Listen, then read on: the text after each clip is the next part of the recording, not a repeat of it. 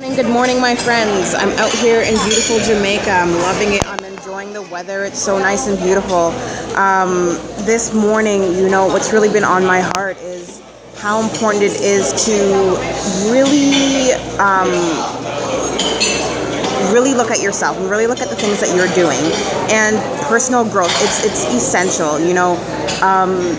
I remember when I was so depressed and I was so down on myself and I never knew where life was going for me and I never had a plan for life. I was the person who never wanted to really go back to school, and I never thought that was my journey or what I was supposed to do. I never really knew, and I really didn't want to. I didn't think that was what it was supposed to be for me. I knew that I was supposed to make a difference in people's lives, and I knew that I was going to be something, but I just didn't know what it was. And once I started to look at personal growth and really developing myself, it changed everything.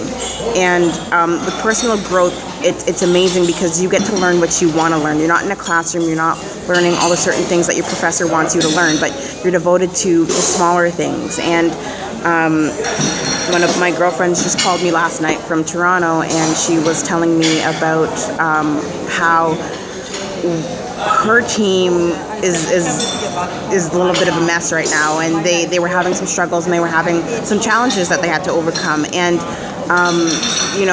it's hard to tell someone this, and it's even hard to do it yourself. But you have to know that when things are going bad and things are going awry, you kind of have to look at yourself. And yeah, it may not specifically be yourself, but what could have you have done to contribute to that situation? What could have you done to really make an impact or change the way the situation turned out? You have to reflect on those type of things.